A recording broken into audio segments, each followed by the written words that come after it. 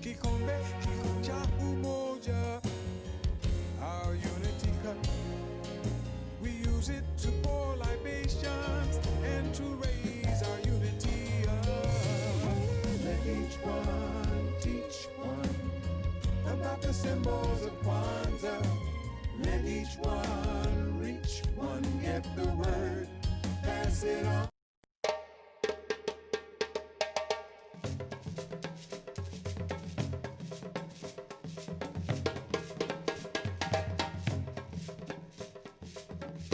Our unity cup, we use it to pour libations.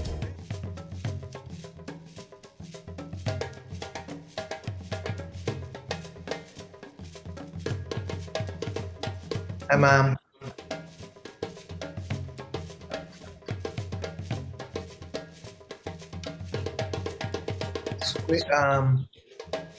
Hi. Are you gonna put your camera off, or are you gonna keep it on, or are you gonna? You're welcome to keep it on if you'd like. No, I think so. Huh? I think I'm going to keep it on. Okay. Don't you keep it on? Don't people keep it Yeah. on? Why are you connecting your phone? Are you trying to connect your phone to Zoom? You're doing something else. You got two things going. I don't anymore. No, Well, it Grandma. came on my text message for some reason. Grandma, you have to leave the meat on your phone. It's just frozen on your face. I have to do what? You have to leave the meat on your phone. Don't just turn it off. Turn your phone off. Do No, something that's to what she kill did. that. Oh. You have to close the app somehow, Mom. You're still on two computers.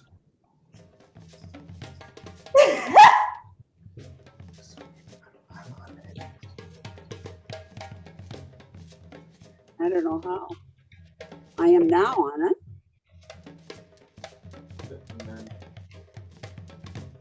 I'm not on it now. Yes, yes, you are. Where's it? Just actually,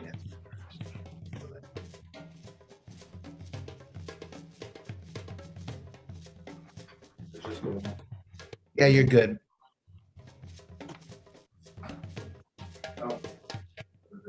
Doesn't matter. Whatever happened.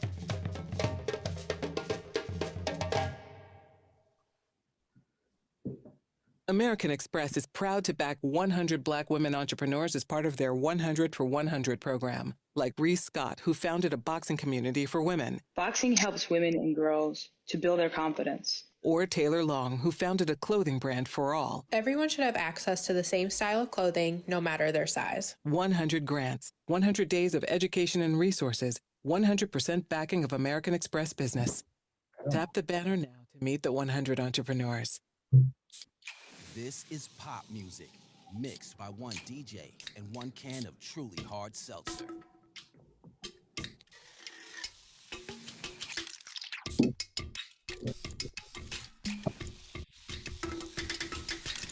Truly, with just 1 gram of sugar and 16 flavors, it's music to your taste buds. No cans were harmed in the making of this ad. Except that one. Hard Seltzer Beverage Company, Boston, Mass. Please drink responsibly. There once was a woman, a host with the most, with plenty of Coca-Cola for a holiday toast. This year, there were no parties, so she went to the car with a plan to share a Coke with friends near and far. But at her doorstep, she was caught off guard. Her friends had sent a gift, including a card. So she reached inside and read the letter. Have a Coke, old friend, because together tastes better.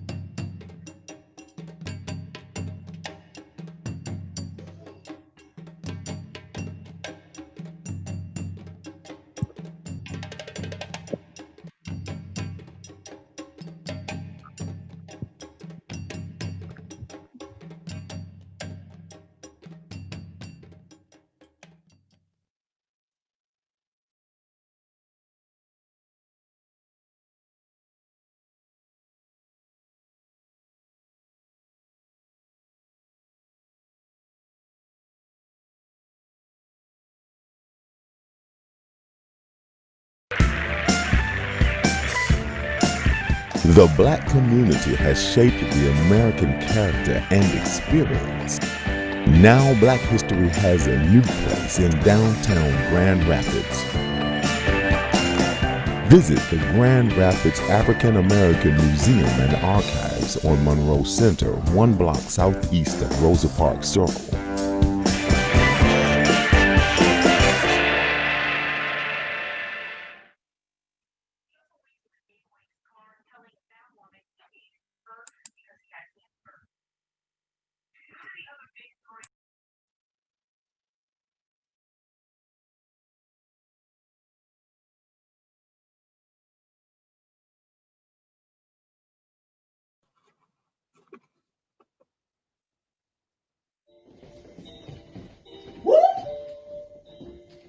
Yeah. Hey. Tell the game. What you say now? Kwanzaa is a holiday for 7 days, 7 laws to learn in 7 different ways. Never language is Swahili, and it's plain to see. This is an African connection to bring unity. Woo! Kwanzaa means first fruits of the harvest time. We may not own a garden, but we got our mind. Plant the seed in our head so we can grow at will. Cultivate, educate until it's time to chill. Number 1 is Moja, which means unity. Like a fist clenched tight, that's the way it should be. Number 2, Coochie, child leader, determination. Turn a tear into a spear. Number 3 is responsibility. Look out for one another like a family. Number 4 is Ujamma, cooperative economics. Put your money together to have more in your pocket. Number 5 is near. Purpose for all. Everything has a purpose, big or small. Number 6 is Kuhuma, creativity. Sing, dance, take a chance and be free. Free. Number 7 is Imani. Imani means faith. Believe in yourself and God when nothing else seems safe. What? Here we go. Hey! What? People brought this holiday to America. By our people, for our people. Kwanzaa. Hey.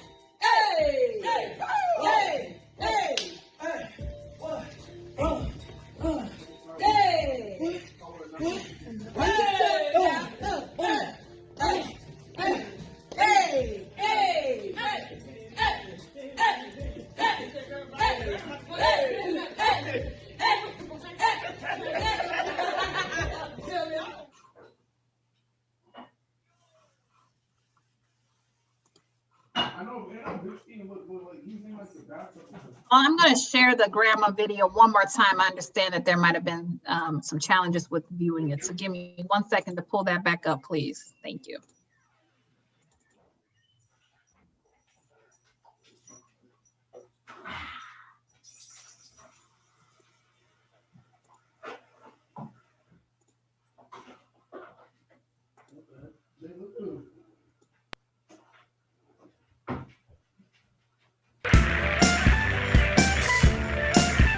The Black community has shaped the American character and experience.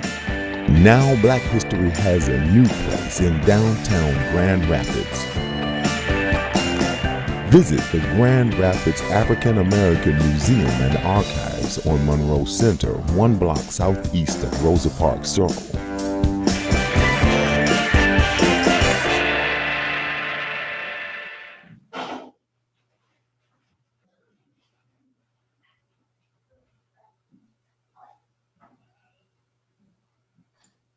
All right, I will now turn it over. Well, first of all, thank you all for joining us. This is being recorded or being live streamed to YouTube. And I keep forgetting to start the recording at the beginning of these, but we have it. So I'm going to leave it off since we've already started. But I want to introduce Mr. Ned Andre and his wife, Mrs. Andre, and they are going to lead us in today's Kwanzaa. So turning it over to you, Ned. Habari Gani. Ujamma. Yes. Ujamma. If you can all unmute yourself when I say Habari Gani, You respond with the spiritual principle. Ujamma. Habarigani. Ujamma. Habarigani. Ujamma. Habarigani is a greeting in Swahili. It means, what's the news? It's very much as if we were to say, what's up? Habarigani. Ujamma. Right. Today's Kwanzaa principle centers around cooperative economics. So we're really excited to bring Kwanzaa to the city, and we're very honored to participate. As was stated, I'm Ned Andre, and this is my wife Sharon, and we're celebrating Kwanzaa here, and we're all celebrating Kwanzaa together. So at this time, we'll begin with, where do we go from here, Angela? We are going to move over into the, well, you need to open up and ask if the, invite the oldest member. Yeah, so at this time, we are going to seek the wisdom of the elders.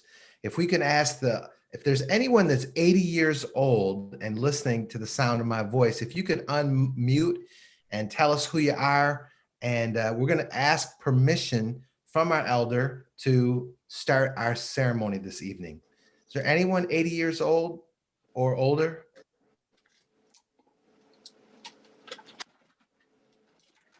Is there anyone 75 years old?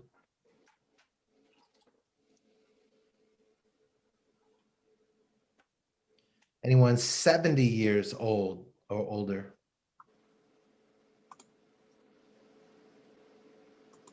$65? 60? 55? You're getting close to me. Oh, wait. Did you say 55? Yes. 55? Oh, did you say 5'5"? 5'5". Yeah. That would be me. I'm 5'6". Okay. Who is this? What's your name? This is Carolyn King. Oh, hi, Carolyn. Hi, Carolyn. Hi. Carolyn, may we have your permission as our elder in this room? Uh-oh, Willie Davis just came on. Uh-oh. Hey, You got, listen, I'm gonna have to stop being late. I'm sorry. sorry, Right on You time. almost got all the way down to me on here. Okay. Listen, you definitely have my permission. Thank you so much, brother. All right, you're more than welcome. Okay, as we begin this Kwanzaa ceremony, you may be able to see we've got our table set up here, and we go next to the lighting of the candles. Yeah. The lighting of the candles. My daughter is gonna be lighting the candle for this evening. We're going to pour the libations first. Oh, pardon me. We're gonna pour the libations.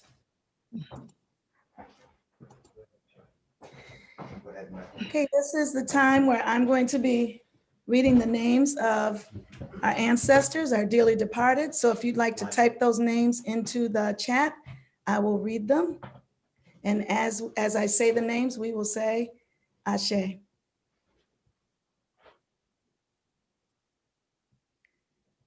I'll start. Dory Hunter. Dory Hunter. Ashe. Ashe. Ashe.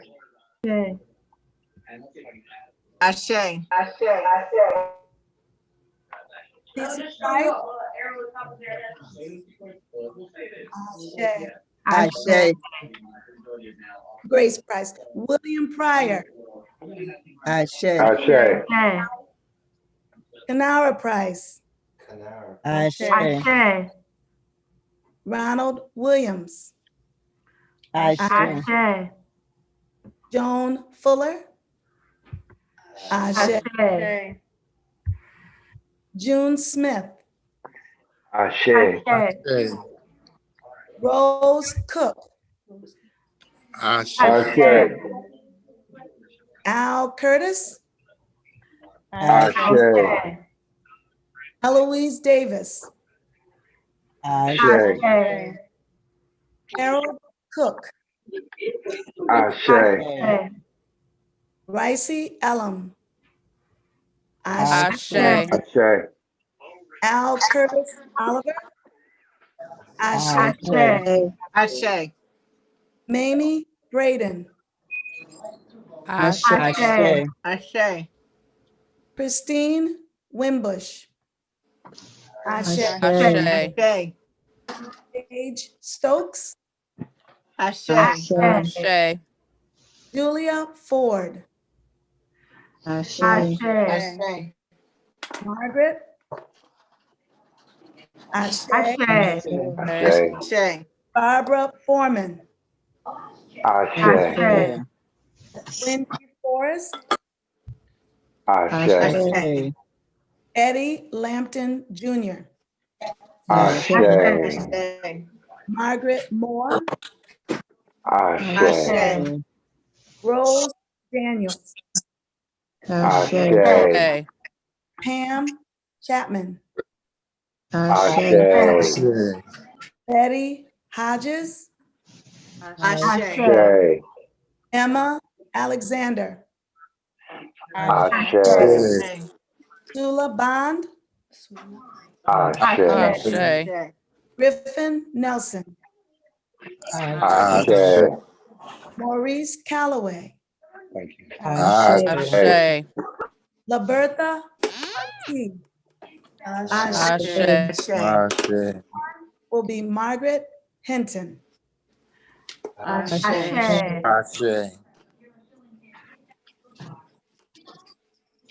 Now, was that good? Huh? Good. That was good. Okay, now we're gonna light the candles. This is our daughter Joy. Hello, everyone. First, I'm gonna light the black one in the middle.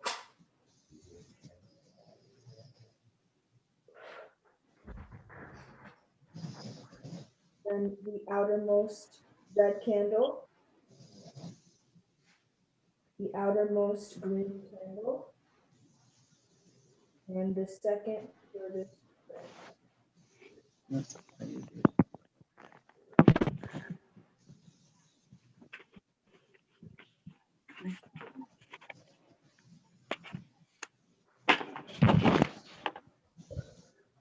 Great job.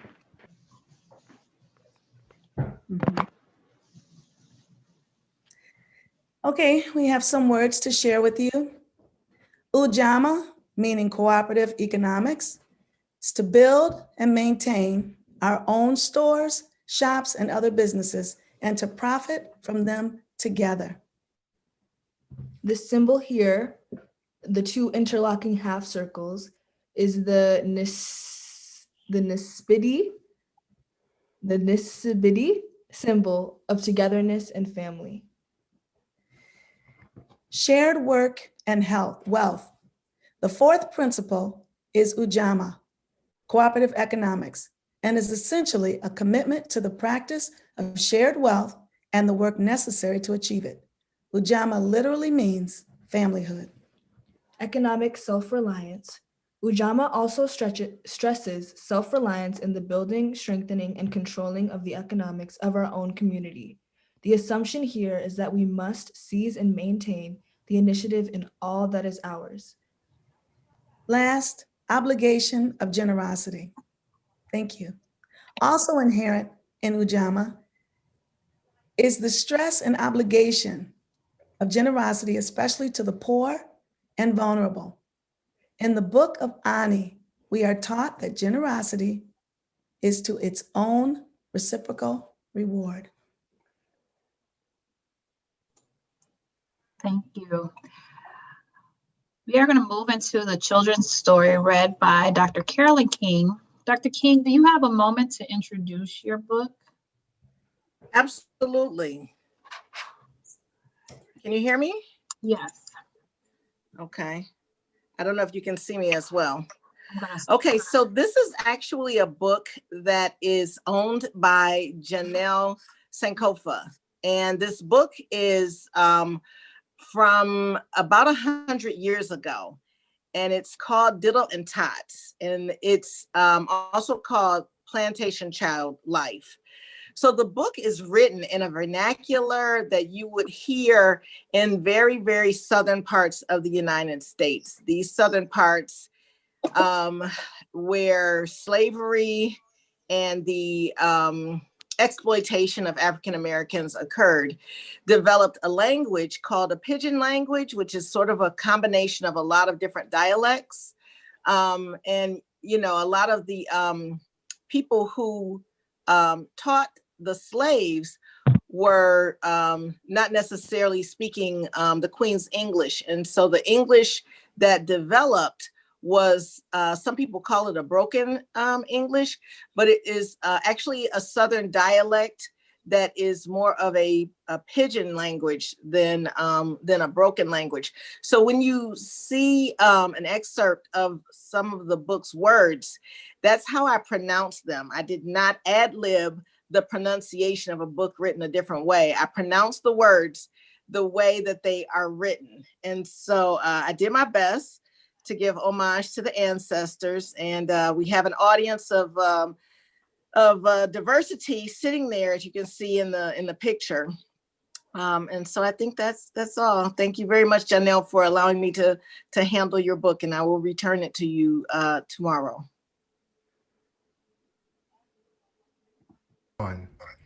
All right, this is how the peacock got eyes on its tail feathers, from the book Diddle, Dumps, and Tot, Plantation Child Life.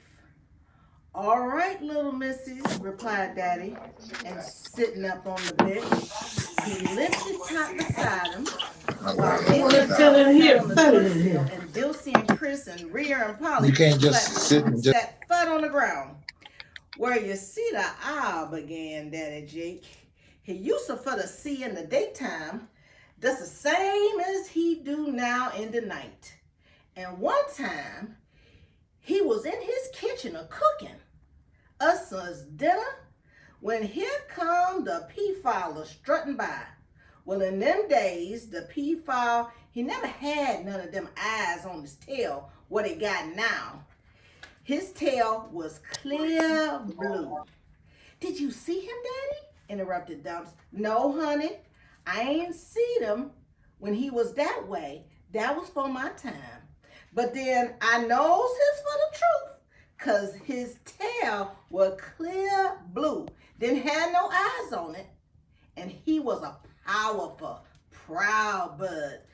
Sitting there tending to his business, he just promenaded the streets and the roads, and he felt himself too big for to tend to his work. What an owl? Know that. And so when he see the peafowl walking by so big and him in his kitchen a cooking, it kind of hurt his feelings. So he tucked and hollered at the peafowl, "Who cooks for you? Who cooks for you? I cooks for my folks, but who cooks for you?" Now, he just done that out of pure sassiness, because he know the peafowl felt himself above cooking. And when the peafowl heard that, he gonna get mad, and he lowered that owl that if him ever gonna be fussing again, he was gonna say something. Well, the next day, the owl see them coming, and he gonna for to scrap out his pots and skillets. And he hollered out, "Who cooks for you? Who cooks for you? If you cook for my folks, then I'll cook for y'all." And with that, the peafowl tucked and bucked him. And there they had it. They're scrunging and a pecking and a clawing one another. And somehow in the scrimmage, the owl's eyes, they got scrunched onto the peafowl's tail. And for a long time, he couldn't see nothing tall, but the rattlesnake doctored on him. The rattlesnake asked Diddy in horror, "It's true, just like I'm telling you," said Daddy. It was the rattlesnake. And they's the best doctors they is amongst all the beasts. You may see him creeping along the grass like he don't know nothing, but he can to the doctor then. "How does he doctor, Daddy?" asked Dumps. "Now you cheering? Look a here," said the old man. "I ain't gonna tell you all I know about the rattlesnake. There's some things for the tail, and then again, there's some things for to keep to yourself. And what day is twinks me and the rattlesnake? It's between me and him. And you ain't the first ones to want to know and couldn't. You may ask, but asking ain't finding out. And the more in that I get bothered with the asking questions, then I ain't gonna tell you none at all. The children begged his pardon and promised not to interrupt again. And Daddy Jake continued his story. Yes, the rattlesnake docked it on him. And after a while, he got so he could see some of the nights, but he couldn't see much in the daylight. And for the peafowl, he shook his tail, but them spots in his tail, they still there yet. And when he found out he couldn't get them off, then he gon' act like he was glad they was there. And that's what make him spread his tail in the spring of every year. Michael, thank you. And that is how the peafowl got eyes on his tail. The end. I want to stay by my side. Sorry about that, everyone. I know that the volume was going in and out, so we can share this video with everyone. Yeah, go ahead and share Grandma Carolyn on the Facebook. Go ahead. She ain't gonna be mad at you. Okay, thank you. Yes, when we, yeah, I know the reason why it was intermittent, but we will share it and we'll put it on the event page for everyone to view. All right, we will now turn the shared screen over, or we will now turn this time back over to Mr. Andre, and he will go further into today's Kwanzaa principle. One moment. Well, good evening, everyone. While she's pulling that stuff up, the presentation that I put together today is based on all 7 principles of Kwanzaa. Of course, we're focusing today on Ujamma, the cooperative economic piece. And what I've tried to do is, as we've been indicating, as I've indicated this week, I grow, I'm 52 years old, lived in Grand Rapids all my life. I've heard all of this stuff discussed for years and years and years, but I haven't seen the impact. I believe we don't always have the impact we hope to have, is that we don't get an actual task, an item, an action item. And so what I'd like to come out of this, if you have your, is that mine? Yeah, I think it's. We're getting feedback. How do I get that feedback? Should I share from my screen itself? I can try that. I have this document. We'll mute everyone with the exception of you. Okay. Oh, Grandma, good night. Oh, there she is. So I'd like to walk you through what a cooperative is, because as I've been studying Ujamma, if you think just for a quick second about these susu circles that are going around, I don't know if anyone out there has gotten the invitation, hey, you want to dump $500 into a susu circle, and you get people to come in and they get people to come in and everybody gets people to come in, and the money grows. Well, that is an ancient African idea, but I'd like to take it to the next level where we form what's called a cooperative. So tonight I literally would like to invite everyone who's been a part of GR Kwanzaa, GR Citywide Kwanzaa Celebration 2020. I'd like to give every single one of us throughout the entire week an opportunity to invest in an actual cooperative. So I want to start here with what is a cooperative, just a very quick preview for those who don't know what a cooperative is. You'll see on the screen here, a cooperative or a co-op is an organization owned and controlled by the people who use the products or services the business produces. So I'm going to be suggesting that everybody join our co-op, and then you're going to produce the product that we're going to sell and trade, and we're all going to benefit from it economically. Slide down a little bit for me, Angela. A co-op, the ownership and control. You can control, you have control. Cool. Okay, let me see if I can get there. Thanks. Sorry, I didn't know. Yeah. Oops, a little too fast that time. Sorry. So who owns the cooperative? Unlike in business ownership, you'll see I'm reading there, which is based on the percentage of the business a person owns.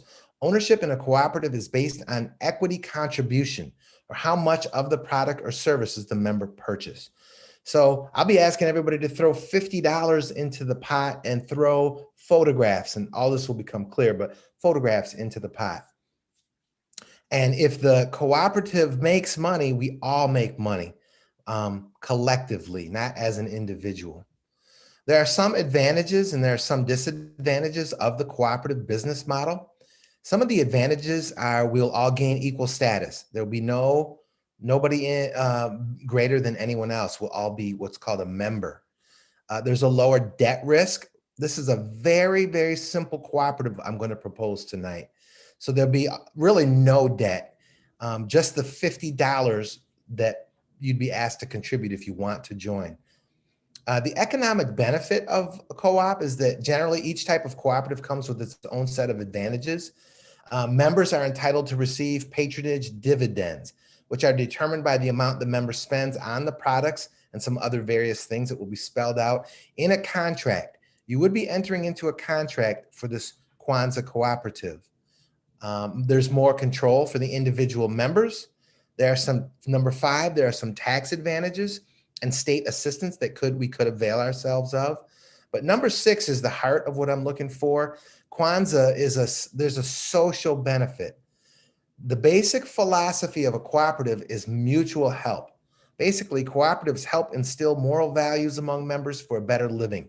So this is going to be kind of like an economic opportunity that has a social benefit. The disadvantages of this cooperative business model is 1, financing. I've kept it very small. If you have $50, you qualify. There's a longer decision-making process. You'll see in a little bit that there will be a board of 7 people that will make the major decisions.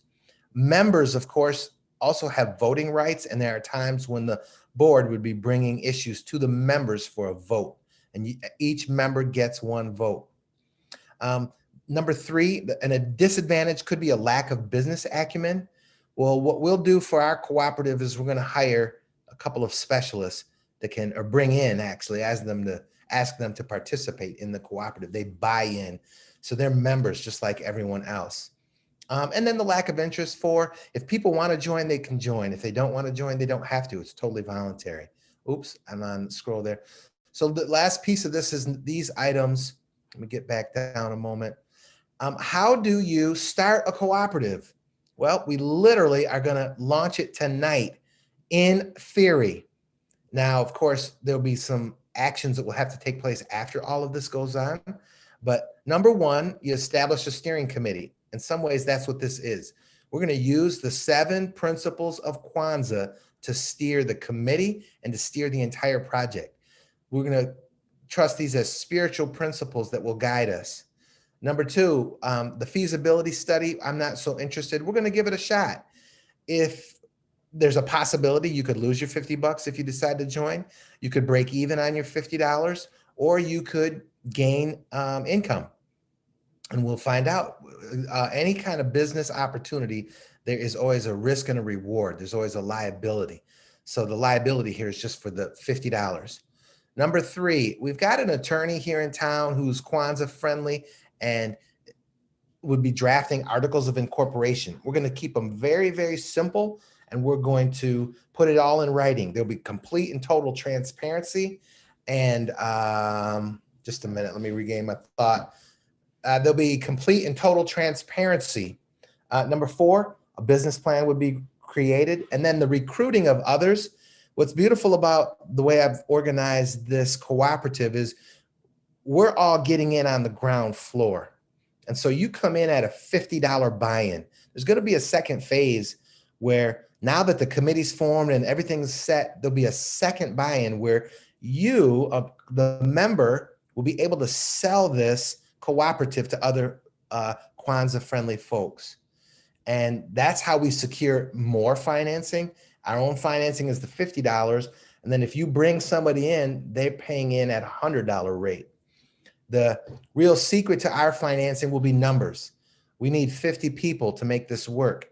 So out of everybody that wants to join, if we had 40, all 40 of us would have to find the additional 10 people. If we find 60, 70, that's great. But I think 50 is a really good launch.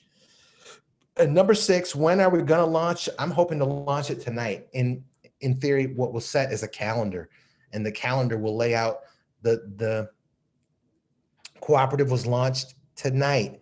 We have a planning committee on this day. We have people decide who wants to be a board member, and we have elections, and we elect a board, and there'll be a calendar that will lay out the whole process. So that's what a cooperative is and what I envision here. Now I want to go through the specifics of the cooperative that I'm proposing to the Grand Rapids community.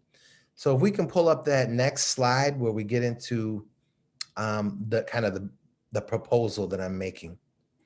So everybody, and if at any time, anybody have any questions so far? Any discussion, dialogue so far? Okay, let me go through this proposal with you, and this is how it works. Hashtag at the top, GR Citywide Kwanzaa 2020 Co-op Idea Proposal. My proposal comes in 2 phases. Let me break down phase 1. Who is eligible? Everyone who registered throughout this week. You're getting in on the ground floor of this activity. What is it? Yes. I have a question. I was having a problem coming off mute. I apologize for interrupting. You Yeah, no may trouble. be getting ready to go over this because you said who is eligible. And if they are not from Grand Rapids, they registered, but they're not. Do you have to be from Grand Rapids? Let me You just do say. not have to be from Grand Rapids. What we're going to do is we're building, this is a worldwide phenomenon, and it works here. It works anywhere. If you're by yourself in Battle Creek and you're watching this tonight, you might be the very first person. You might be able to sell a lot of these cooperatives, and that would be lucrative to you. The more people that you bring into the cooperative, the better for your own personal account. What are we offering? Go back to what? It's an invitation to invest in our cooperative. The investment specifics, you'll be investing $50 in US currency and 10 great family photos. Go to the photo. 10 great photos will be of you and your happy family living a wonderful life in Grand Rapids or wherever you're living. Your kids at the park, a couple walking along the Grand River Walk. Could be a picture of you and your kids at the Calder Plaza at the festival. You can have pictures going to Art Prize, being happy in your own backyard, sledding, etc. Any beautiful photograph of Grand Rapids people doing, togetherness in Grand Rapids. What if you enjoy bowling? If you enjoy, people can put pictures of their business. If you're a business owner, you can use this as an advertising vehicle. There's a lot of different photographs that you could choose to submit, but you and your family only get to submit 10 photographs. If we get 50 people, I'll get into that. How do you do it? There'll be some paperwork that you'll sign, a legal co-op agreement, the financial security. And here's where I want to play on Brother Alameen's presentation. I had debated showing his Lumi video again, but I know that we've recorded these sessions. So the wisdom that's come before us, yesterday, Brother Alameen broke down this digital, an international digital currency that's coming out of Africa and is being extended to the diaspora. So all of us watching this, every African person in the world has been invited to take part in a digital currency called the Lumi, which is pegged to solar power and pegged to gold. So there's a backing to this currency. So your $50, well, we'll get there. Why would we do all of this? Why would we form this cooperative? Because we're going to practice all 7 principles. We're going to put them in action together in 2020. It's not another conversation about what we're going to do or what we could do or what the problem is or the complaint. It's here's what we're going to do moving forward. Now, here's some specifics. There'll be a 7-person board since there are 7 spiritual principles to Kwanzaa. 7's a good odd number. There'll never be a tie. The board will be selecting a CEO, 1 CEO and 2 administrative teammates. We're going to bring a CPA in, and we're going to bring a software developer into this co-op. And the CPA and the software developer, they would spend their $50 just like the rest of us, and they're members. Now, move to the narrative. What are these photographs about, and what's the narrative that's going on? Well, if you remember what we've been talking about, and I believe that the universe is built on paradox. That's me throwing that in there. Yes, Grand Rapids is a terrible place for African people, but it's also a wonderful place. And if we're careful about this narrative that's gone out, Forbes magazine, we talked about this, Grand Rapids is a terrible place for us. We fall victim to a piece of propaganda they're using against us, where the colonizers say, yeah, they don't care that the Forbes article came out and said Grand Rapids is terrible. They love it, because then guess what we do? We grumble amongst ourselves. Oh, Grand Rapids is terrible. As soon as I finish college, I'm not going back. I'm moving away, or I'm going off to college and I'm not coming back. Or yeah, Grand Rapids is terrible. I'm going to California, Texas, Atlanta. And every one of us could probably identify folk who have left, but we're still here. And I want to say we can change our own narrative. And if you read on, it says in the next paragraph, if 50 families participate in this cooperative, and we could have more, and they each invest $50 US, and they each submit 10 great photographs, then we will begin with a 500 photo archive. And what we're going to use these photographs, you are signing over your photographs. These things could end up on the internet. They could end up being mailed across the country, across the globe. And so you do have to weigh the risk and the reward for you personally if you've got 10 good photos. And we're going to take this 500 photo archive, and we will use these photos to graphically design. And there's a nice little list there we could do. And I can't always see the list because let me get off of this a second.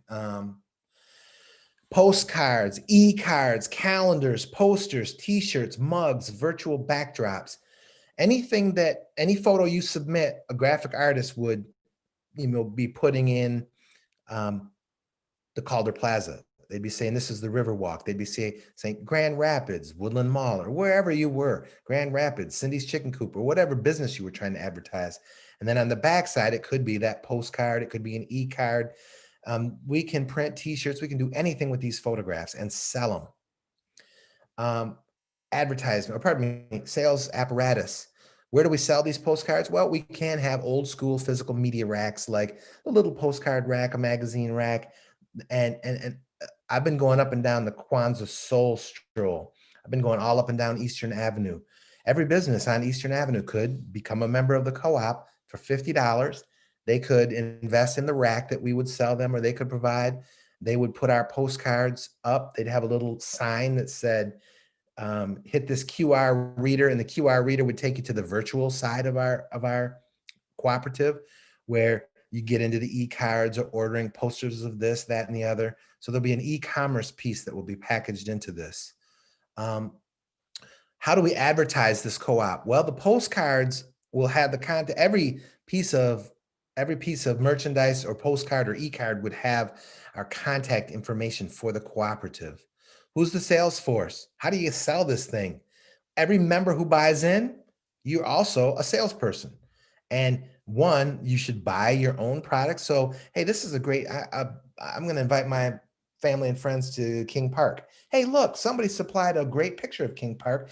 I'm going to buy 30 of the postcards, and let's say they're $1 a piece, and I'm going to mail these to my friends and family. And this is my invitation to come to this picnic at King Park. And now $30 just rolled into the cooperative.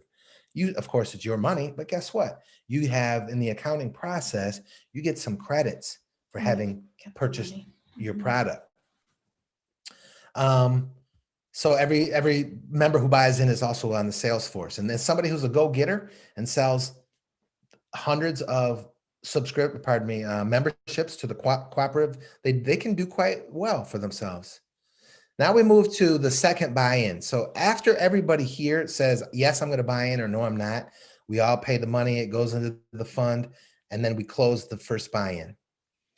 All right, now we would move to, where am I? There we go, second buy-in. Yeah, I'll come back down a little bit. Is that me? I'm sorry, I think that's me doing that. There, that's good right there, second buy-in. Now the second buy-in, now as you become a salesperson, you're gonna sell this thing at $100 a buy-in, still with the 10 great photos. We'll have an ever increasing photo library and archive, and you'll have access to that, and you can generate your own products and merchandise that you could sell under the contract. And all of this would be done under GR Kwanzaa 365 or whatever the name, I'm sorry, the name, this is a typo. This should be typed differently there. That's the heading at the top is the name of the cooperative. What incentive does anybody have? Well, every salesperson here, you got to recognize all of this is happening in Lumi, okay? This international digital currency that the Queen of Sheba is extending as a Pan-African digital currency. We're moving into the future, and that's why these photographs are so important. We're not talking about the past, we're talking about the future for the people of Grand Rapids. What we don't want is, we don't want gentrification to become so severe in Grand Rapids that all of our people move out. And I actually would love to throw out a challenge. Everybody pay attention to the census that's coming out. The census data will be released soon. It'll be interesting to know in 10 years' time if there are more African Americans in this city or if that number will have gone down. That number goes down. This is a propaganda technique, this cooperative. We're literally going to battle that and encourage folks to come to Grand Rapids because that's good for us and building our middle class and our schools and everything that I've heard everybody talking about here for Kwanzaa. Where's the market? Where can you sell this cooperative? You can sell it to any country in the world with African people. They can replicate this. We could, in some schoolmaster in Uganda could see this business card online and say, hey, I'm going to use this, I'm going to buy into the cooperative. And they're going to spend $100 of their own currency. I think this might come up later. And they're going to transform their currency into Lumi as well. And so for Brother Alameen, who's working out of the North American division, this becomes a vehicle that you can take to Benton Harbor. You can take it to Kenosha, Wisconsin. You could take this, if someone was watching in California, Oakland, they could say, hey, we're going to get on this Kwanzaa cooperative, and for $100, they enter and boom, they become salespeople, and they have American people turning US dollars into Lumi. If it's going on in the Caribbean, they're turning their Caribbean dollars into the Lumi. And anybody who's worried, like after a year, hey, we only made pennies on the dollar on this thing. Hey, you can always take your Lumi and you can convert them back into US dollars. Of course, it could have appreciated, it could be a break even, or you could lose money. So there is a risk. Remember that.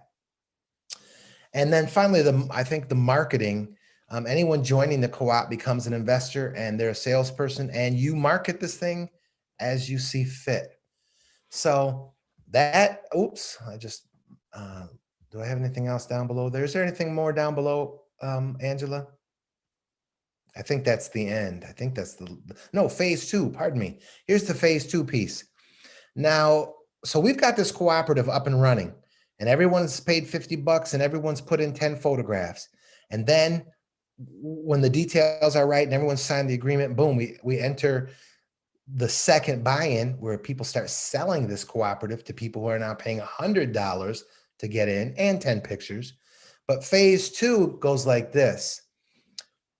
As we're working phase 1, we're going to have the software developer model this cooperative that we've built, and we're going to create a cooperative piece of software like an app that can be sold around the world. So for 99 cents, you can download this app, and what the app does is it allows you to invest your $100 in your own currency. And I don't know, we could work on that particular, but maybe it does have to be $100 US for anyone, or $50 US, or maybe we can take $100 of their currency, but they convert that into Lumis at their own central bank. Then they're part of our collective, and the software developer builds the financial tools into the software so that When you walk into a store, you could spend Lumi. When you want to give someone one of these cards, they could spend Lumi. So suddenly we're helping the Queen of Sheba because the currency takes action when it actually begins to circulate. So not only would we be getting Lumi, but then we would be circulating Lumi. And that's phase 2. So that we, coming out of this, we've one, created a cooperative. 2, there's a piece of software, like an app that we've created that we all have ownership in. And if the app blows up and goes viral, and for 99 cents per download, we get some percentage of that. If 1 million people download this app at 30 cents to us, that turns into a co-op that's become quite significant. And it's all because of the wisdom of our elders from Africa who are extending this digital currency to us that can make this thing jump. And that is how I perceive a co-op to work coming out of this Kwanzaa. How much time did I take? Do we have any time left? Good. I feel like I was talking for a long time. But that is the heart of what I'm proposing to this group of people within the sound of my voice and throughout the course of this week. And I would like to open it up now for discussion amongst the members who are present.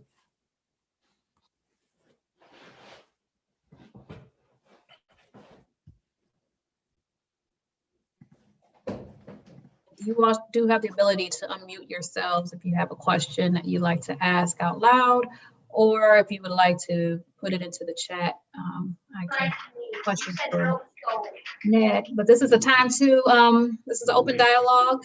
There's only 35 of us. Question and answer. I felt we didn't need breakout rooms because okay, so we'll use that. Actually, we'll kind of keep a little bit of order. So David Quinkscale has a question. I think he's unmuted. Could everyone please mute their mic? I hear somebody in the background. Except for David. All right. So good evening. Go ahead. Good evening, Ned. Thank you for taking it upon yourself to put together a cooperative that is very functional from what I've observed. I would have to say my biggest concern would be the Lumi. One, none of us know enough about it. None of us, like absolutely none of us. And from me looking into it, yesterday was trading at 0.00000076. Today it's trading at 0.00000036, dropped half of its value. So what that would say to me is that it's a great time to buy in. But then when we look at the market cap is still all of those zeros, 60.90.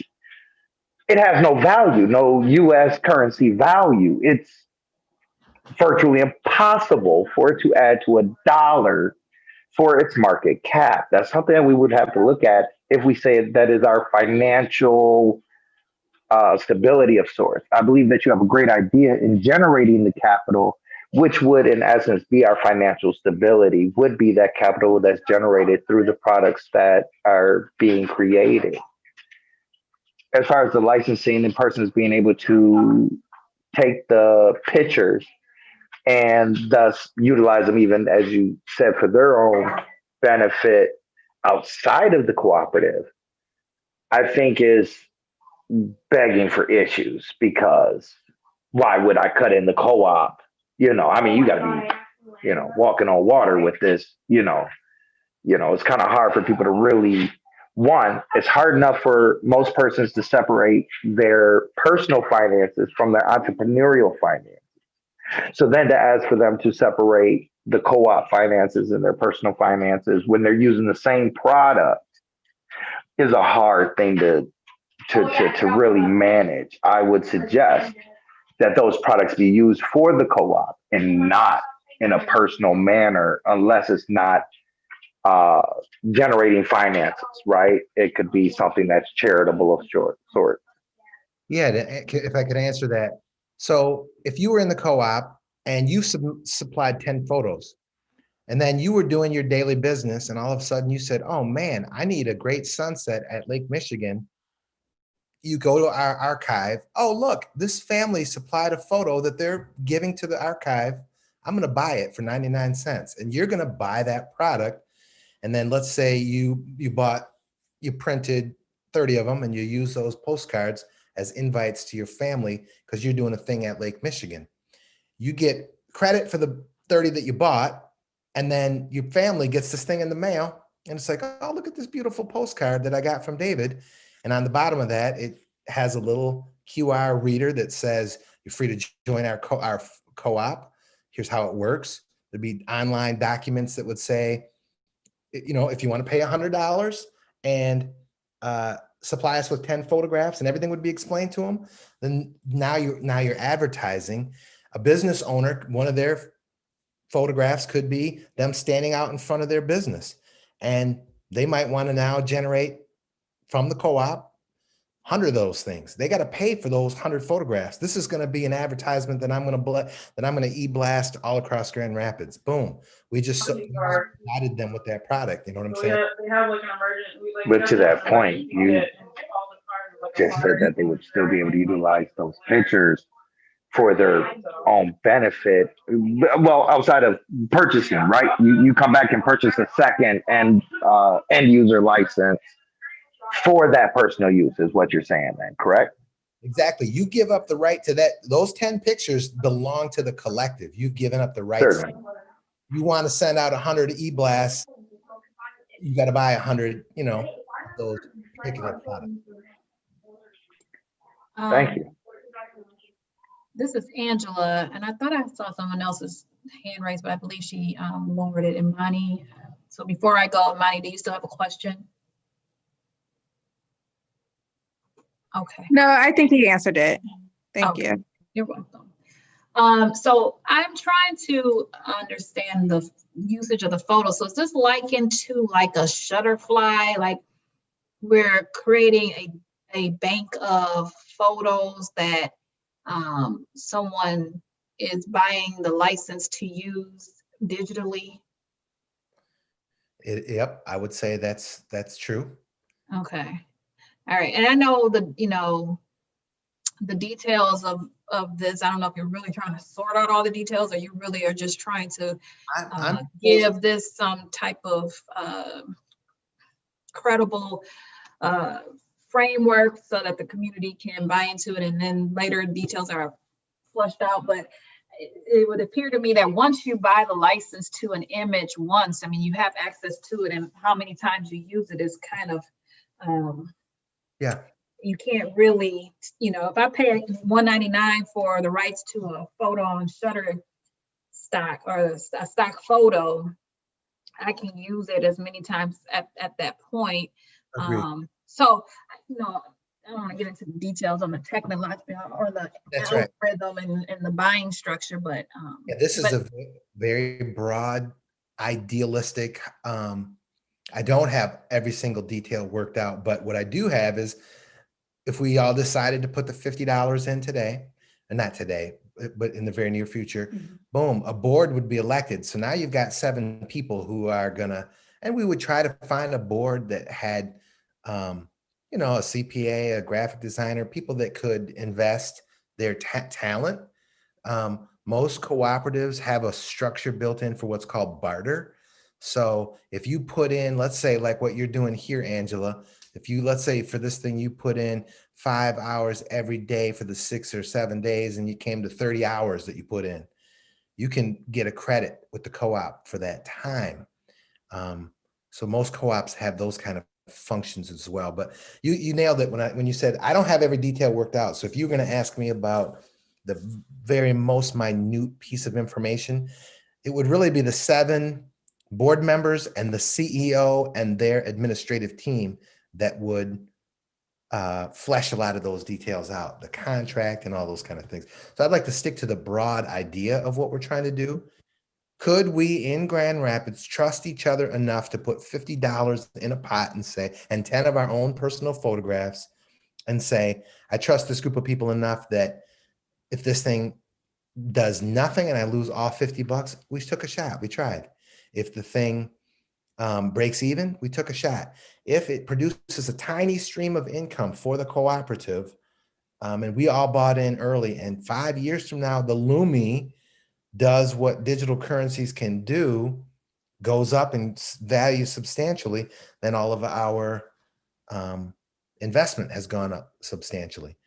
I'd also like to say, I think the Lumi being tied to solar energy and gold gives us some security. There is a backing to this. And it really, in many ways, we're circumventing the hatred and oppression that has held us down in Grand Rapids. Do we really want to go to Fifth Third, Mercantile, Macatawa, go to another one of these banks and say, hey, we're starting a cooperative together. Look, can we get $40,000, $50,000 from you? We've enslaved ourselves with debt, and then we're beholden to the power structure that can say, we don't like what's going on here, and we're going to call your loan. And boom, the whole thing gets shut down. Because we have this boom bust in Grand Rapids where businesses get started in Grand Rapids, minority owned, Black owned businesses get started. The bank structures that where the first 5 years aren't so tough and you're moving and everything's great. And then after that 5-year adjustment rate, suddenly a bunch of businesses go down. There is a question, how will the co-op incorporate the 7 principles? The board would be guided by those. So the 7 principles would be on the table, and hey, I have a proposal. We should do X with this co-op. Does it fall in line with the 7 principles? You're doing this for yourself. We're all supposed to be setting ego aside. This is unity. These 50 people who join this co-op are counting on the integrity of you following the 7 principles and me following the 7 principles and the like. Could they somehow be written into the mission or into the value system of the co-op? Right into the bylaws. There'll be a legal document that will contain a set of bylaws. Everything will be transparent. There's no, hey, I wonder how that co-op's working. You're going to be getting a monthly newsletter. You're going to be getting the product. You're going to have signed document in your safe at home that, hey, how does this work? You flip to page 7 and you start reading. Oh, yeah, that's right. If I bring in a new investor, I get X credit. I get this number of Lumis added to my account. Yeah. There's another question. What if I'm interested in investing and donating time, but not selling? This is the kind of investment that I see you get out of it what you put into it. So if you put in $50 and you didn't do another thing, but you're donating time, your time would be a credit that would translate into your account. You had $50, you had 50 Lumi or whatever the number is in the co-op, and you put in 100 hours. Suddenly we've taken that and we've paid you 10 Lumi an hour, and now you've got 150 Lumi before, or whatever the numbers are. The CPA and the board and the CEO, they'll hammer out those kind of details. But there's an opportunity for you to make a lot of this, a little of this, or nothing at all. There's no other questions in the chat. Anyone want to unmute if they have other questions, thoughts, or ideas?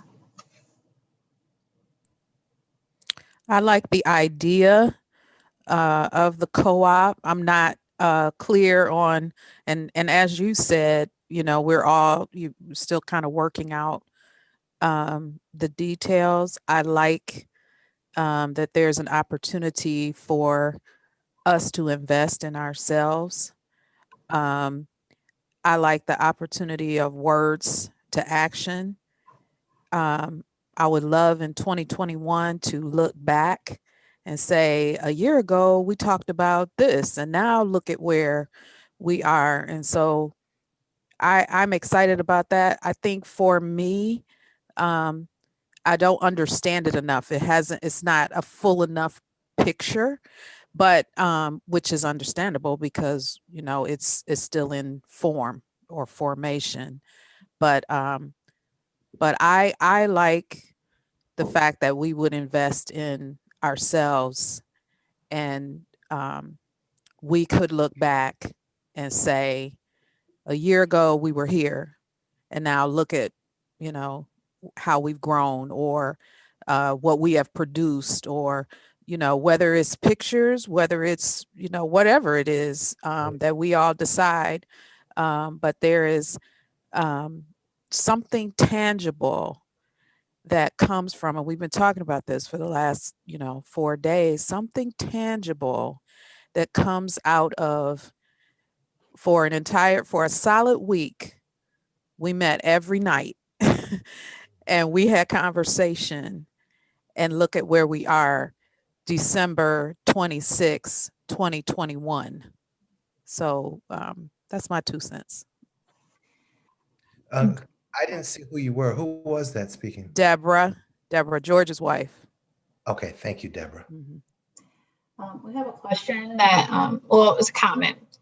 Thanks, Ned, for being vulnerable enough to share this idea. And then Brother Elamine says, the Lumi is no cost to anyone. Eagle 6 and the Federation is giving all Africans $100 US equivalent every month for 3 years. And he put the link in there for people to study how you and every 18-year-old can get this free digital currency. I do have a question for Brother Elamine, because I did visit the site last night myself to try to sign up, and it asked questions that I didn't have answers to. I think I got to the end because you have to upload a picture of your photo ID, the front, the back. You should have saw me trying to take it next to my face, but that's neither here nor there. There was a question though about who recommended or referred you, so that if that's information that you can share with us, Brother Elamine, in the chat, or maybe unmute yourselves, because I think there's going to be some questions about the application itself. And then it also asked about the bank.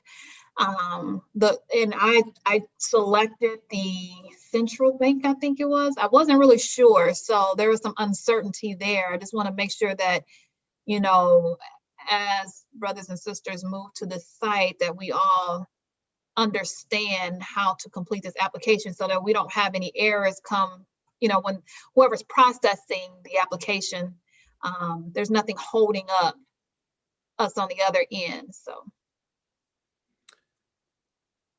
I actually went through the process myself as well. This was about a year ago, and I found it very difficult.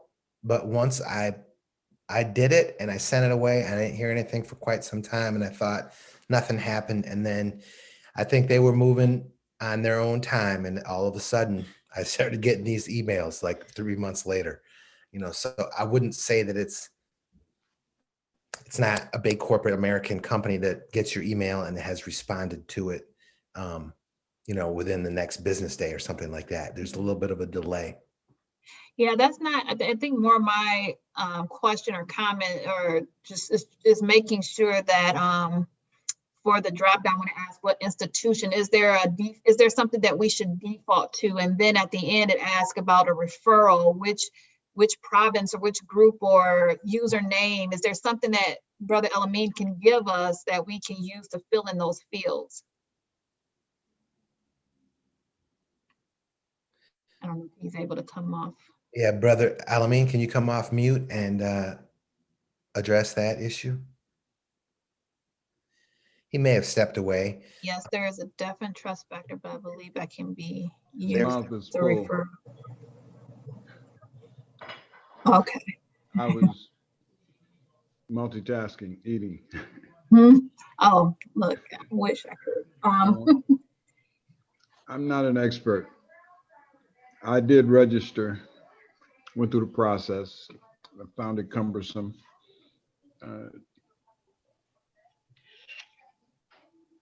What I said at the end was, okay, I'm not investing anything, and I don't believe the Queen is going to rook me and steal my ID or anything. So I continued the process. I would probably more. I haven't even gone back to see how much is in my wallet. Didn't matter to me. I just wanted to be on board so I could tell other people about it. So tell us your experience. Have you checked your wallet?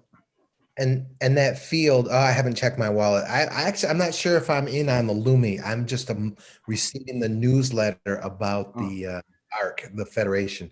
But in that field, I think we should try to put, if it's a drop down or if you can write something in, we should write in Talib's name, because Brother Alameen has been given, and correct me if I don't get this right, given the North America as a territory. So they're coming out of this. If you put Alameen down and we put 50 people on, and then people went out and began selling this co-op, you could set up your own territories. The Alameen knows all about sales and how people could, I think someone could take this little idea for $50 or $100 and turn it into something as a salesperson. So, and I'd like to have some of that credit to go back up to Alameen, who brought us the idea. Okay. Well, before we get off tonight, maybe I can just share my screen and walk us through, just to make sure that everybody knows where to go. And I think answer the questions that I'm having. I don't know if it's really been, yeah, you answered it, but I think we may need to see it, and everyone will need to see it. But there's a couple other questions and comments. So it's a great idea and concept. Thank you for sharing. I agree with Deborah. I would love more information pertaining to the idea or concept. And then David asked, who would you get paid by when cashing out? Okay, so in a cooperative, in the bylaws, there's usually one thing that any business would suffer with is if investors added a bunch of money, and then 3 weeks later, someone said, you know what, I changed my mind, and pulled a bunch of money out. So they usually have a structure built into the agreement that you sign that you have to let the money, the $50 ride for 1 year, 2 years, whatever it sounded almost like Alameen was suggesting there's kind of a 3-year period.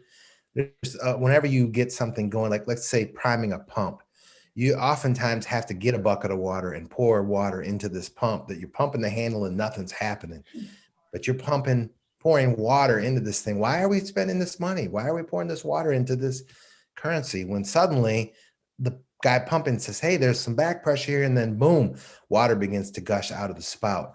So I think there would be a structure that says you got to give it a 2-year window. You got to let your $50 ride for 3 years. And then at the end of the 3 years, the cooperative is a kind of corporate structure recognized by the banks and the IRS. There's a bank account where the money's been deposited and is being held, or however all those details work, which when I say a lot of these details will be worked out, literally 7 people will be found that are interested in this and run with it. This isn't about me. I don't have to be the CEO. We launch an idea. I'm hoping that somebody in here threw $50 and 10 photographs into the pot, walked away, forgot all about it, and 20 years from now, got a letter that said, what are you going to do with these 4 million Lumi that you have here that are worth, 7,000 American dollars, or whatever the conversion rate is? That's how I would, that's what I would love to see happen. But ultimately, if you wanted to pull your money out after this prescribed time frame, whatever the board decides, boom, you walk in to the cooperative office, or it can be virtual, a home office, and say, I want my money, and boom, they're writing you a check and you're getting your money back. Or because the value of your investment, you could get more than 50 back, or you could get less than 50 back at any given time. Yes, a James Beard Award winner. Let me actually, I don't feel like that really, I get where you're coming from. I don't think that really answers the question, particularly in the context of who. So what it is we're looking to bet it on the Lumi, which is in fact a cryptocurrency, which, Queen Sheba said that it was not, but it is. And it too, as she did say, was a fiat currency. It doesn't really exist in any form, but that it would be backed by the gold of Africa that has yet to be mined, that's backing the solar power that too has not yet been trapped, right? So we're talking about years of technological advances that would have to come into play before that currency can be backed, versus taking that same money and investing into what we know has a tangible, immediate result. Yeah. Versus a 20-year. I mean, I think it's great that we can invest into a Lumi situation where I think that'd be something on a personal basis, like as an individual, because that's a very, very, very high risk factor of dumping your money into something that doesn't have really its legs yet. Versus if we're trying to do something as a co-op, which means that I can go to Ned for assistance as a co-op member and things of this nature, and we can address the co-op and get assistance. But if you're dumping your money into something that doesn't exist, that can't even give it back to you, it's like throwing your money in a wishing well, right? That you don't go back and scoop your money back up. Versus something that we can scoop back up. Let's say we want to change our investment of sorts. Like we would not be able to do so because the money's gone. Right. So I Hey, agree with you. I got a question. Who is speaking? David Clinkscales. Oh, hi. I'm sorry. Let me turn on my video. I'm sorry. Okay, hi. This is Carolyn King. So I hear Hello. you, and I want to validate your point, but I think that one of the things that is interesting is that the word versus, right? And so when you say the word versus, I would say instead of saying the word versus, let's say the word and. Okay, so Ned is coming up with, and who has all that noise in their background? Hey, can everybody mute their microphones except for those speaking? Please. Thank you. Okay, so instead of saying versus, let's say and. So Ned has come up with this, and inspiration from Talib and the Queen of Sheba, and I think it's great. And at the end of the day, more than likely, the people who are here who are gonna put 50 in have 50 and 100 to just drop on something. I hate to say it like that, but that's just the truth, right? $50 is not gonna make or break anybody on this Kwanzaa tonight.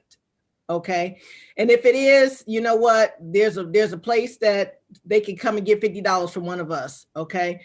But the reality is that we really need the and. So what you're saying is equally as brilliant.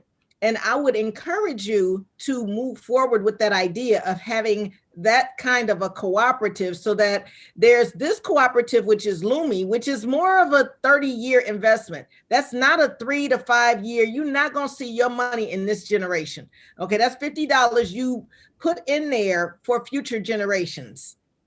But what you're saying, David, is something that's more immediate, more, like has a more immediate 3 to 5 year outcome. And I think that has value for people who have that knowledge and how to do something like that. And I think that may be where, part of Ned's construct of having this postcards that are here, but then, kind of just, this is like he just kind of came up with this idea recently. So it's not like this is a 1 year vetted out idea, it can certainly be, taken into both directions, so that people drop $50 into the Lumi and people drop pictures into this more immediately available business venture. I think the whole idea of cooperative economics, Ujamma, is that we're having something tangible come from these hours that we're spending on the Zoom together talking about the principles, and whether that means we all invest $100 and see what happens, or just have this same level of involvement next year is still to be seen. Does that make sense? It certainly makes sense, but without opposition of saying, hey, maybe there may be an and in that, we would have moved forward, we would have dumped all our money into the situation. So it makes sense in what you're saying, but that's why we're having this conversation. Exactly why we're having this conversation. And certainly, as I give Ned his honor, that as he spoke up on this, he kind of prepped us going along that this, he was really going to push for this in the coming days. And I certainly support Ned in anything that he's doing. But I have to bring these points up in order to show how that progress goes. It's not an objection to his proposal. It's insight and building in that thing. And I hope, that's going to be relayed in that process. Certainly. And to your point, I believe that, yes, all of us should be able to contribute to that co-op, monetarily as well with those photos. Yes, Nat. Excellent. You guys both are right. I'm throwing this idea out for the discussion, pick it apart, find the holes. There are people in this room that could be one of those board members that say, this thing could work if we did it like this. I see in the chat, there's a question. Is the Lumi necessary for this business plan? It's not. But what I was thinking is, here's what I was trying to do. I set a threshold of $50 intentionally, very much like Carolyn just said, $50, if maybe we got 100 people that wanted to do it, or 1,000 people for $50 with this $600 stimulus check coming, maybe we'll walk away with 1,000 people who are going to put 50 bucks in. And so the numbers suddenly are different. And the reason I tied it to the Lumi was just to pay honor to our motherland and the Kingdom Federation work that they're doing. I've come slowly to a faith in it. There are questions. How do you store solar energy? And if you missed the video yesterday, there was a presentation about this digital currency and how it works. Even the presenters, there's still some stuff up in the air. If people really wanted, we could just say, we're going to back this project with US dollars, and we could all throw $50 in the pot and we could try to grow it like that. Right. It's not, nothing is fixed in stone. I just wanted to try to pay honor to the Lumi and what the Queen of Sheba, she's ahead of the curve. And when was the last time you got an opportunity and then later said, I should have bought those shares in Apple stock? That guy was talking about it was on the penny, it was selling in the pink sheets for pennies on the dollar, but someone believed in it. If you would have bought it for 13 cents a share and you bought 100 shares, you'd be pretty happy right now with that Apple stock. So it is that long-term investment. Right. Any other questions, discussion? Hey, Yes. I'd also like to thank you for all your hard work and everything that you, I'm sorry, we have an echo because as usual, we have come in on more than one device, so we're working on that. I'd like to thank you for all your work this evening and your vulnerability as well. It seems that it has come up a few times in the chat this evening to look at something other than the Lumi. We spoke a lot last night about moving words to action. So I'd like to applaud you for moving forward with some actionable items this evening. There was a lot of discussion yesterday evening about land and property. We brought up Idlewild, and there was a contact, perhaps two contacts that were dropped in the chat yesterday evening. When you put up the proposal on the screen, you talked about some individuals, a lawyer, and you talked about board members and some other individuals. So as we look forward to move to action that we spoke excessively about last night, I'm wondering, is there an opportunity to just talk more about some of the other actionable items that you talked about when you put that proposal up, which would be if there's a vote, if other people have some items that they're interested in, if we want to talk about that, if there is something else other than Lumi. For those that were on the call last night, it just seemed to be a lot of discussion about action. Somebody, I think it may have been Miss Knight, that said, I'm tired of talking, I'm tired of talking, I'm tired of meetings, and that just seemed to go around and around. So opposed to opposing the Lumi, do other people have some other items that they'd like to see? Or was there a plan B? Is there something else that we want to talk about? Is one thing that I'd like to bring to surface. Yeah, so it doesn't seem to be stagnant.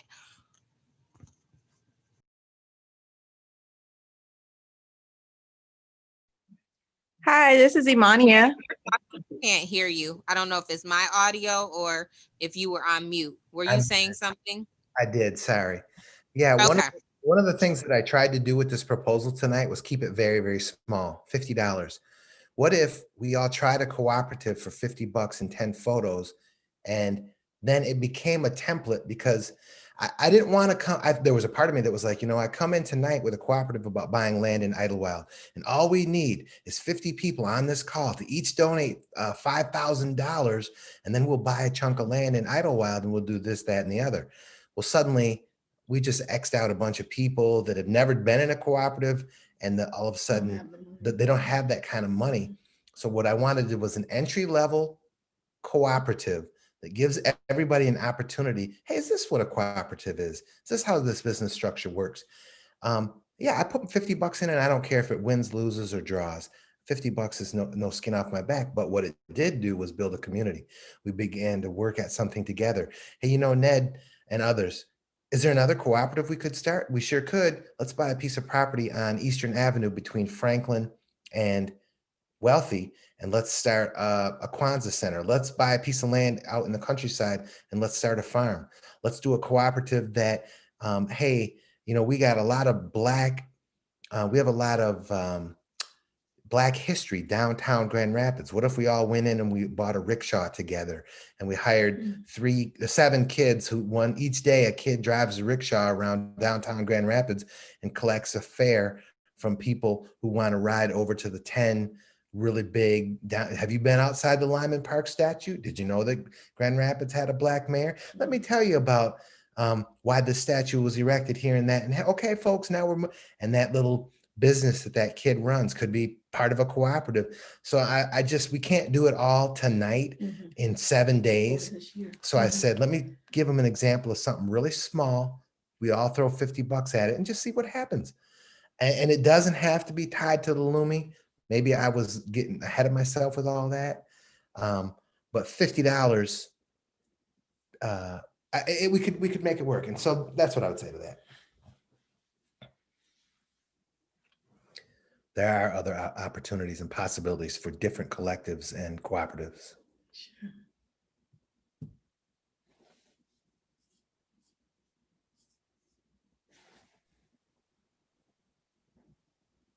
I like the idea. I hear, and I feel this way myself, that just more research into what it is necessary. I think the $50 is a great starting point. I think it's something that's doable. I think there's a lot of questions, as Mrs. Armstrong said, around the Lumi and just the understanding. But I don't think that means we throw out the idea completely. Not at all. That's not what I'm saying. And I don't think others on the call are saying that. Yeah, I think it can be, it's workable. I think we identify, what does that look like? And that's where it's gray. It's a little gray, but I have no problem with the 50. I think that's very reasonable. And Brother Alameen, you can speak to more directly to the Lumi, whether we should detach it from the Lumi. I wanted to honor that idea in the discussion tonight to give a futuristic view of where we literally, if this digital currency jumps, you do not have to go to Fifth Third and say, I'd like some money for an improvement to my home. You have access to your own capital through that digital currency. The video that was shown last night is on YouTube, and it's the Queen of Sheba speaking about the Lumi, how it was developed, who developed it, the financing, the central banks that are connected, and what it's designed to do. And it's not an investment vehicle. The Lumi is going to be given to every African person of African ancestry, equivalent of $100 US every month for the next 36 months. If nothing else, if you hold the Lumi and you get 3,600 of those $100 equivalents. At the end of 36 months, you've invested maybe 15 minutes of your time. And in 36 months, we'll see where this Lumi is. If it does anything like the cryptos, you have a nest egg.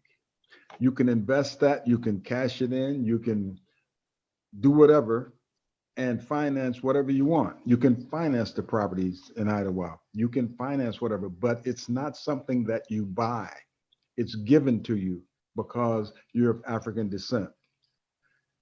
They're going to use the Lumi to pay off $468 billion, I believe it is, of debt of the African countries that they owe to the colonizers. Notice went out to those so-called creditors that they have 30 days to respond, the immediate creditors.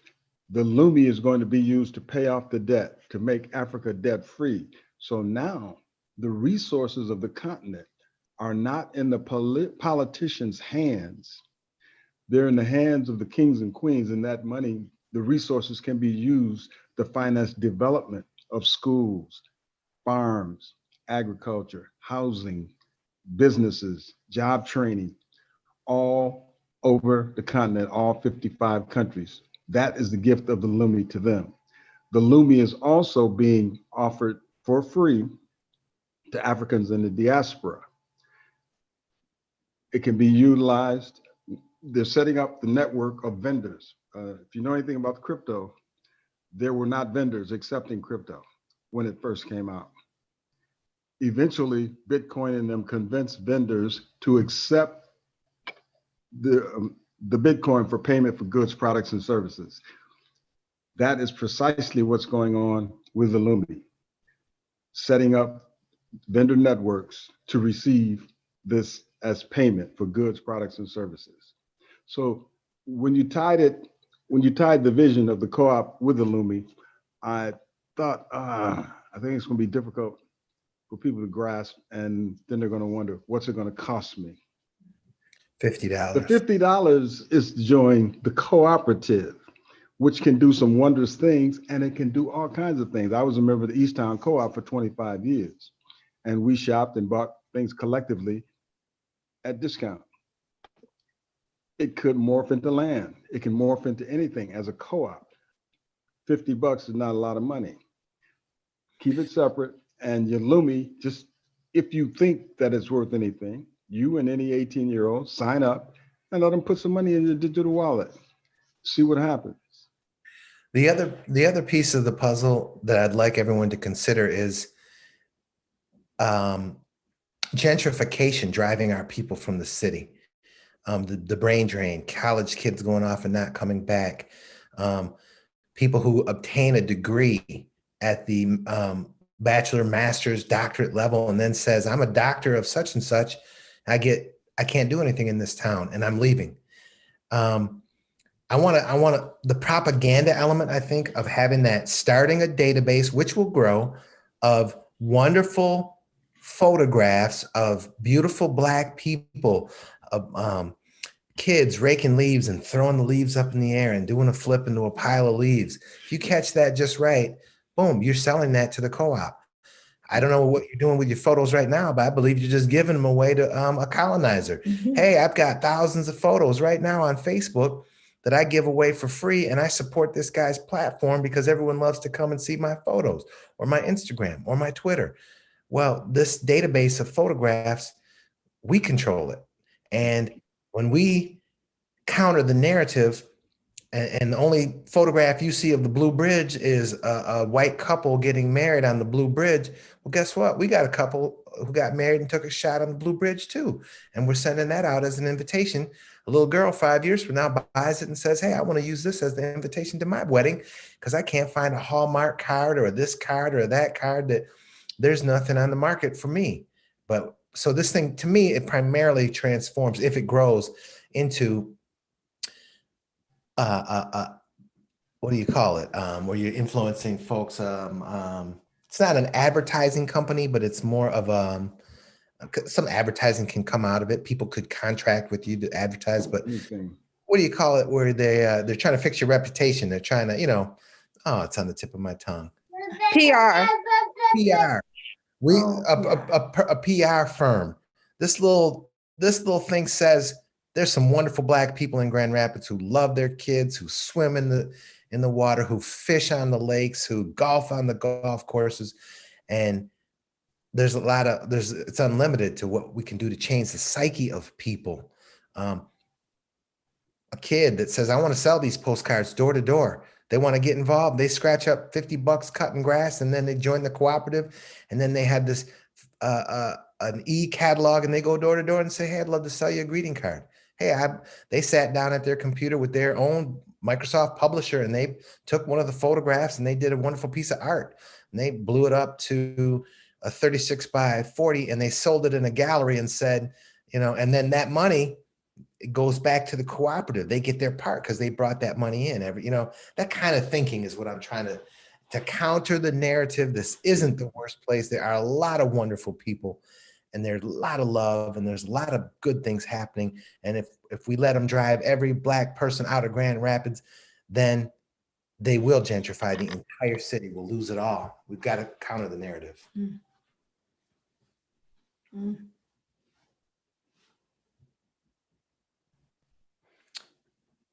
Imani Davis.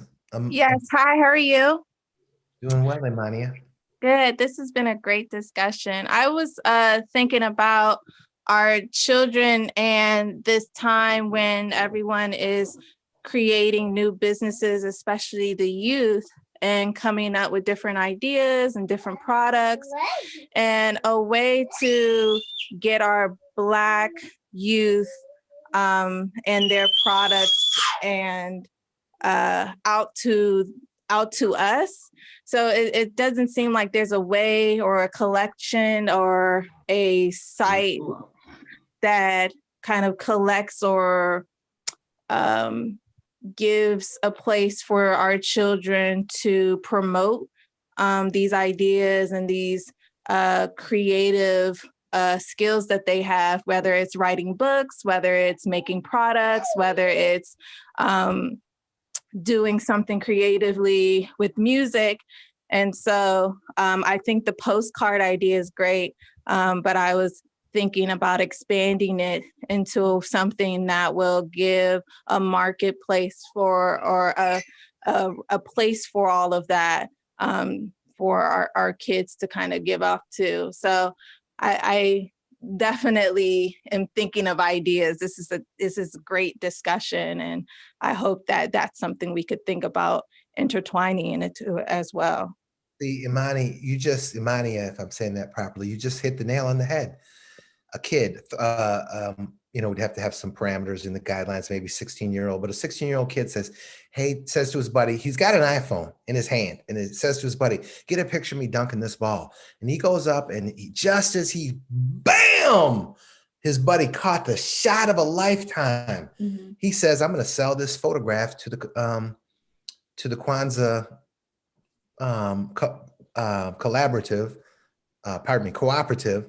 And then he can sell that thing like he's selling his own Michael Jordan posters, and he can be the sales. If he's a member of the cooperative, you become the salesperson. Hey, check out this poster of this kid dunking. You ought to buy 50 of those. Yeah, I'm going to do it. Or he prints them on his own. And you know what I'm saying? I don't mean to go back to his own, but exactly what you said. There's no limit to the kind of creativity that can come into this, because we all can produce media. Just because we started with 10 photographs, you might come up with another great photograph and you say, I want to give this one up too. I think I could sell this. And you sell it to the collaborative, which sells it to the world. We can start selling these things to every African nation, especially when we turn them into e-cards and that kind of thing. So we not only helping the African nation, but they're helping us. And it becomes a collective endeavor. Anywhere that people want to buy brown skin, merchandise. Mm-hmm.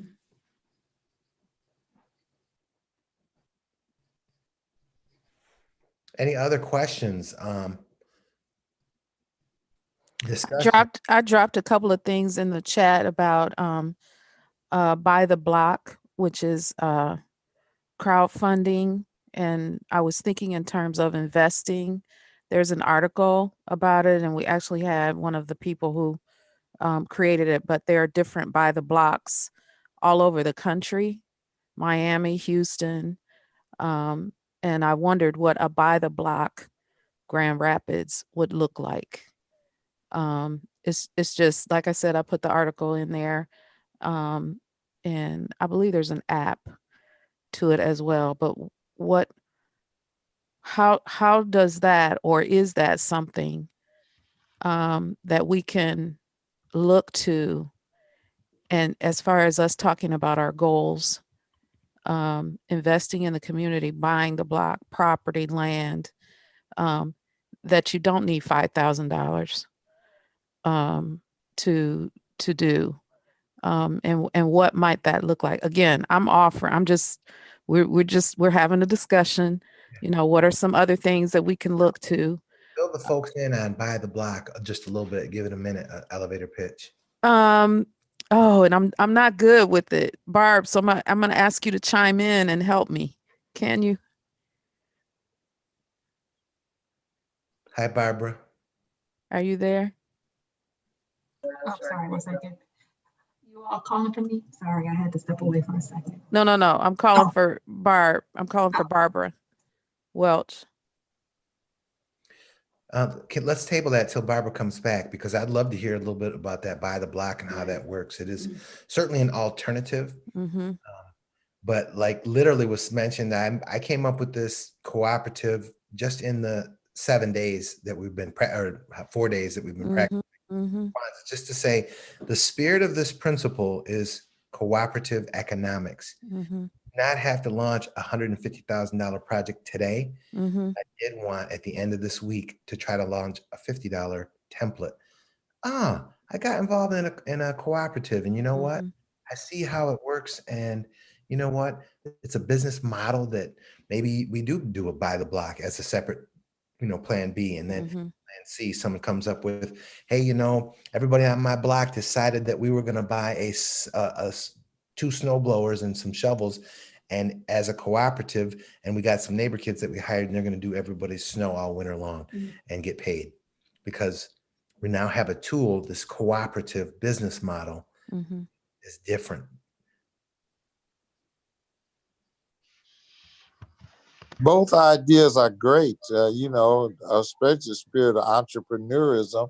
And so co-ops have been successful, and we can both see it's been successful in currency change. So we'll just be engineering our own, path, our own self-determination. So it's that's what all of this is getting the spirit of taking care of ourselves. So as these ideas are put out and developed,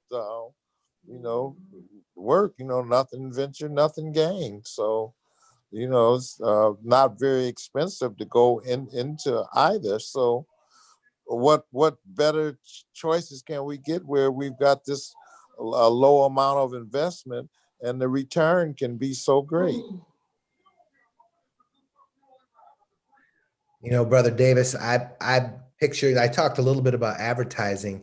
What if Willie Davis, what if 2 or 3 or 4 of your pictures were of the, give us the name of your museum in Lansing, all around the world?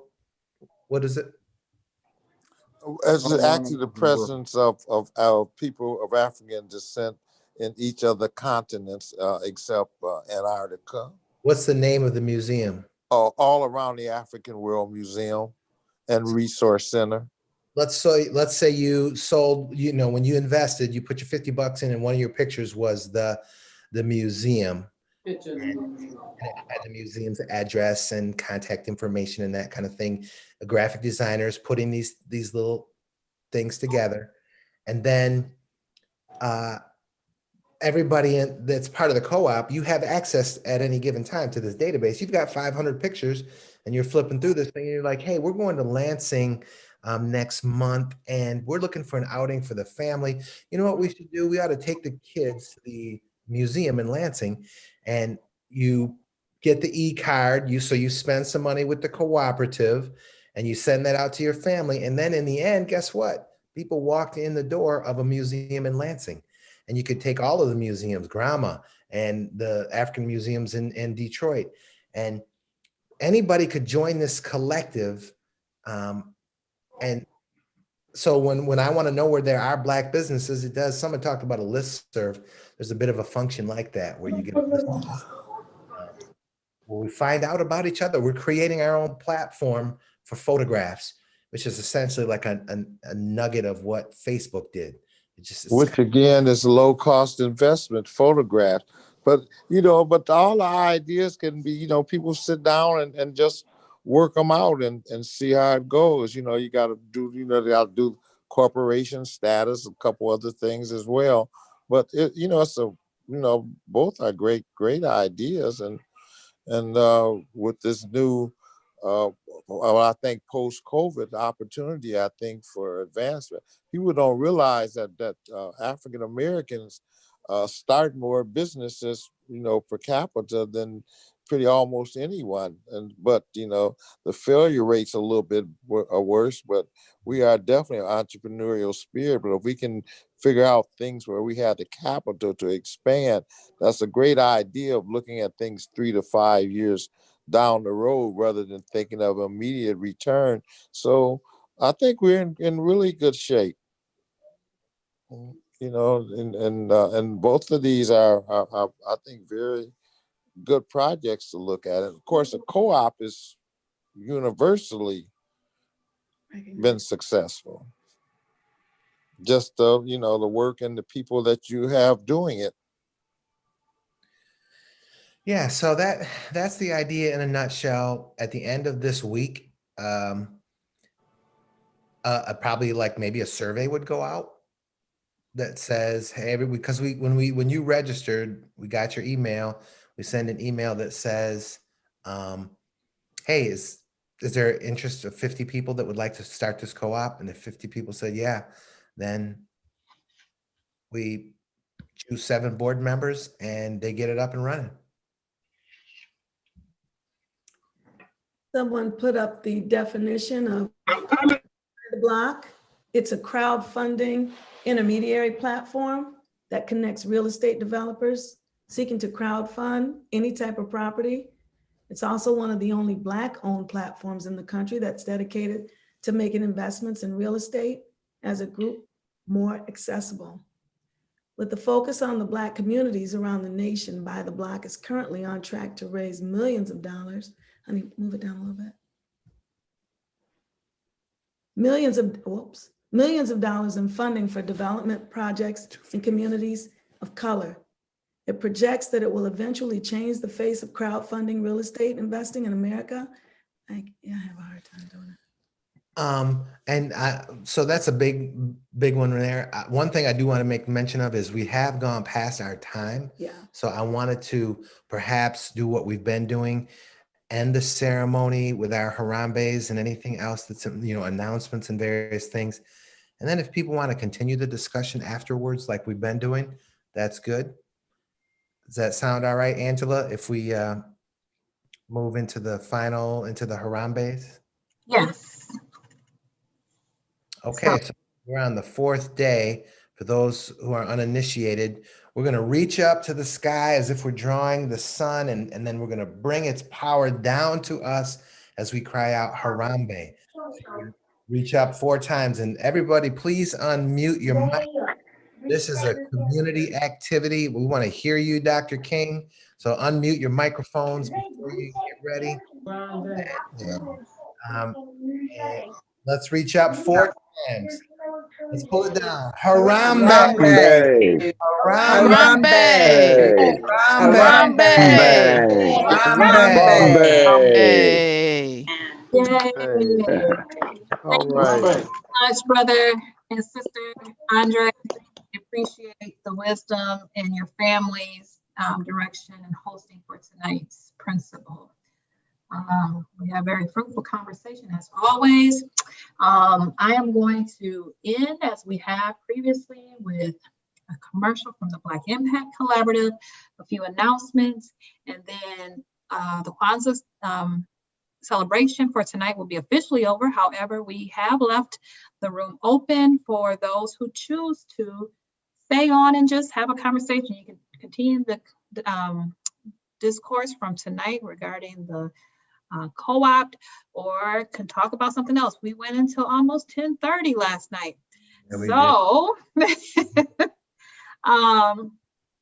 let me share my screen.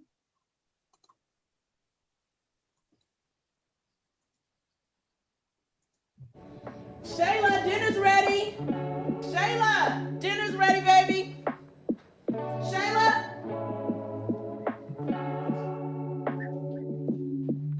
Hey, I'm smelling you. Sorry, Mama, I didn't hear you.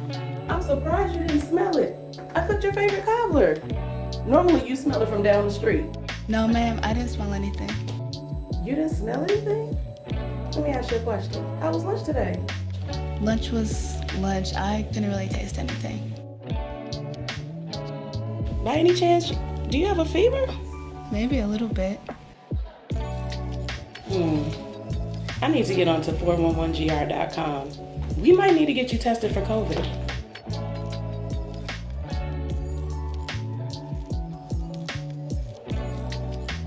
Message from the BIC. Visit us at bicgr.com.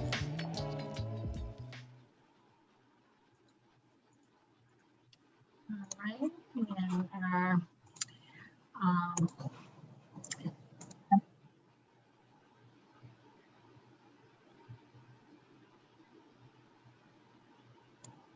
all right, sorry. So just a couple of announcements. We want to, oh, they're not moving. I'm going backwards. Let's try this again. Okay, so tomorrow, join us for Kwanzaa principle number 5. That is not correct. Kwanzaa principle number 5.